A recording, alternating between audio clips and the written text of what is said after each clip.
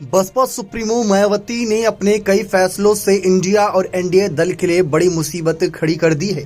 प्रधानमंत्री पद पर भी दावेदारी ठोकती नजर आ रही है बहुजन समाज पार्टी सुप्रीमो मायावती। जहां भले ही आंकड़ों का यह कहना हो कि इस बार लोकसभा चुनाव में उनको एक भी सीट नहीं मिलेगी, उनका वोट परसेंटेज भी घट जाएगा, लेकिन तैयारियों को देखकर ऐसा लग रहा है कि बसपा वापसी की ओर देख रही है, क्योंकि जिन पुराने नेताओं को लेकर कहा जा रहा था कि हाशिए पर जा रहे हैं, अब उन नेताओं की वापसी भी होती नजर आ रही है। हम बात करें सतीश चंद्र मिश्रा और साथ ही साथ कई अन्य बड़े नेताओं की। साथ ही साथ मायावती पर कई सीनियर नेता फिर से भरोसा जताकर बसपा ज्वाइन करते नजर आ रही हैं। इस बीच जिस तरीके से लोकसभा चुनाव 2024 में मायावती ने अपनी रणनीति, जो कि एमडी फैक्टर के सहारे चलती थी, अब उसमें बड़ा बदलाव किया, क्योंकि एमडी फैक्टर के सारे अगर देखा जाए तो सिर्फ और सिर्फ इंडिया दल को ही बड़ा नुकसान होगा, लेकिन इसमें ब्राह्मण को भी जोड़कर यहां पर बीजेपी के लिए भी नुकसान पहुंचाने वाला खेला कर दिया है।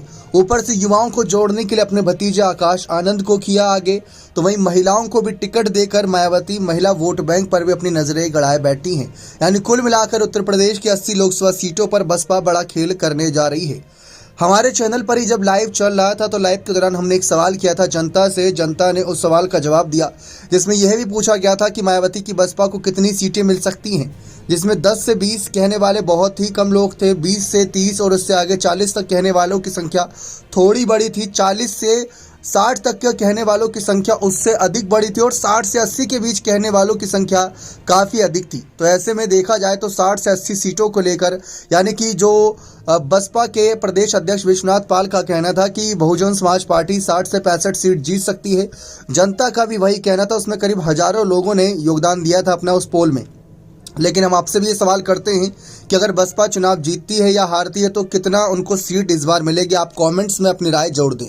तो चलिए खबर की ओर आगे बढ़े तो सियासत में भाजपा की बी टीम कहे जाने वाली बहुजन समाज पार्टी ने अपनी सोशल इंजीनियरिंग के रणनीति इख्तियार कर विरोधी दलों के लिए कड़ी चुनौती पेश कर दी है।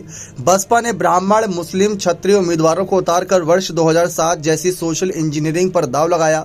बसपा की ये रणनीति जहां एक और इंडिया गठबंधन के लिए मुसीबत बन गई, तो एनडीए के लिए भी परेशानी का सबब बने तो हैरत नहीं।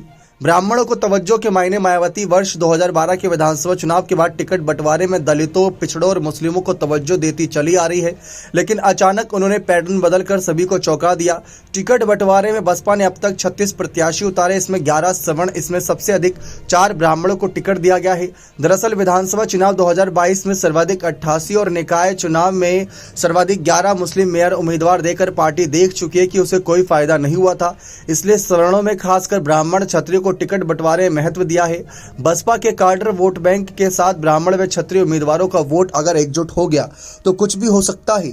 उदाहरण के लिए अलीगढ़ में हितेंद्र कुमार उर्फ बंटी उपाध्याय बसपा उम्मीदवार हैं। यहाँ ब्राह्मण 15 व दलित 20% हैं के आसपास बताए जाते हैं। भाजपा ने सतीश गौतम को प्रत्याशी बनाया। ऐसे में अगर दलित ब्राह्मण समीकरण प्रभावी रहा तो भाजपा के लिए दिक्कत हो सकती है। ऐसे ही उन्नाव से अशोक पांडे को उम्मीदवार बनाया। यहाँ दलित 14 व ब्राह्मण 11% के आसपास बताए जाते हैं। मिर्जापुर से मनीष त्रिपाठी हैं, यहाँ एससी 22 व ब्राह्मण 8% है।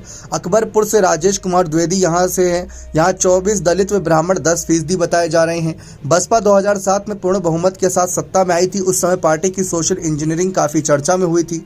तब दलित, मुस्लिम और ओबीसी के साथ उसने ब्राह्मणों व क्षत्रियों को भी तवज्जो देकर एक नया प्रयोग किया था, जो सफल रहा था। गाजियाबाद से वीके सिंह को टिकट काटे जाने के बाद क्षत्रियों में नाराजगी है। भाजपा ने राजनाथ सिंह को वर्ष 2009 में आजमाया और वह चुनाव जीते। इसके बाद 2 चुनावों से लगातार वीके सिंह चुनाव जीत रहे हैं। भाजपा ने इस बार उनका टिकट काटकर अतुल गर्ग को टिकट दिया। बसपा ने पहले यहां से अंशिक काल्ला को, बाद में नंद किशोर पुंडीर को टिकट दे दिया। अगर देखें तो मुस्लिम के सहारे सपा कांग्रेस को सीधी टक्कर किन किन सीटों पर देगी, तो इसमें सहारनपुर सीट पर कांग्रेस इमरान मसूद और बसपा के माजिद अली के बीच जंग है।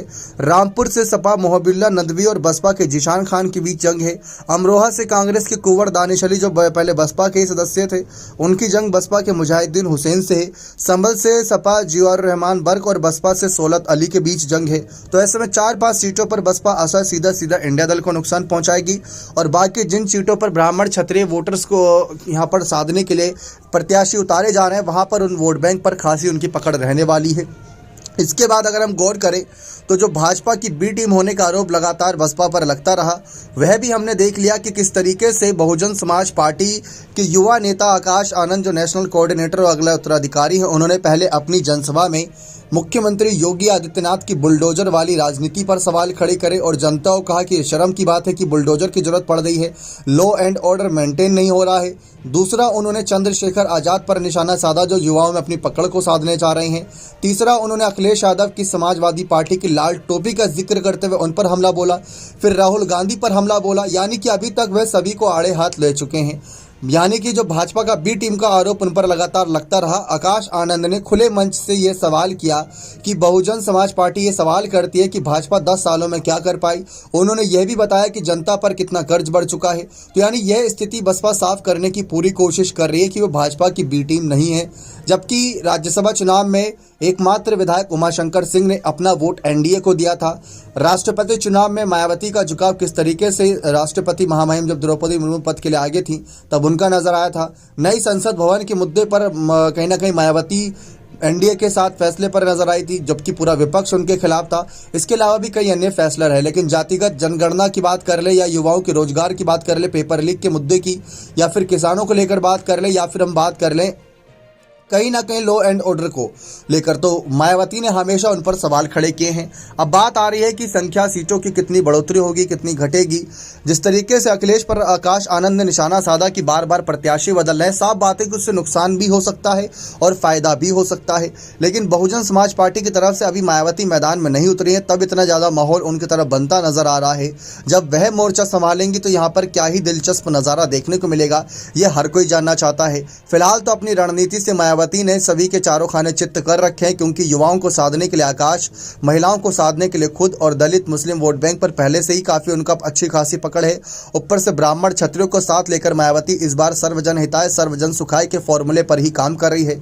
लेकिन क्या सर्वजन उनका साथ देकर उनको प्रधानमंत्री पद के लिए आए करेंगे? क्योंकि पहले तो इंडिया दल भी चाहता था कि मायावती इंडिया अलायंस के साथ जुड़ जाए, लेकिन हर कोशिश करने के बाद मायावती का फैसला नहीं बदला, जिसके बाद मायावती अकेले ही चुनावी मैदान में है।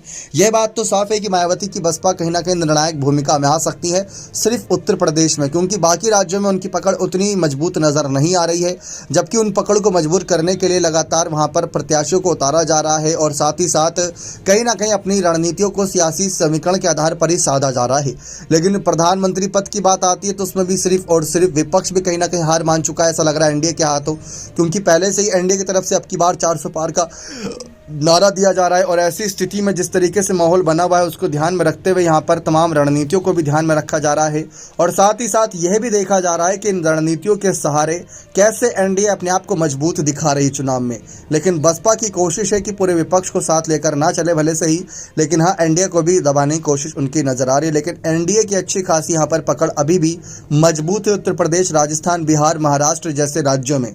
अब वहाँ पर उनको कौन सबसे बड़ी चुनौती देगा ये देखना दिलचस्प रहेगा, क्योंकि जैसा कि आप जानते हैं कि सिर्फ मायावती अगर उत्तर प्रदेश में खेल करती है या सपा कांग्रेस खेल करती है तो सिर्फ उत्तर प्रदेश से ही नहीं रोका जा सकता, बाकी राज्यों में भी पूरी कोशिश रहेगी कि कैसे ना कैसे करके यहाँ पर एनडीए को रोका जाए। लेकिन उसमें कौन सबसे बड़ा और मुख्य चेहरा रहेगा, राहुल रहेंगे या केजरीवाल रहेंगे या अखिलेश रहेंगे या मायावती या ममता या उद्धव रहेंगे, यह देखना दिलचस्प रहेगा। बने रहे चैनल के साथ, बहुत बहुत धन्यवाद।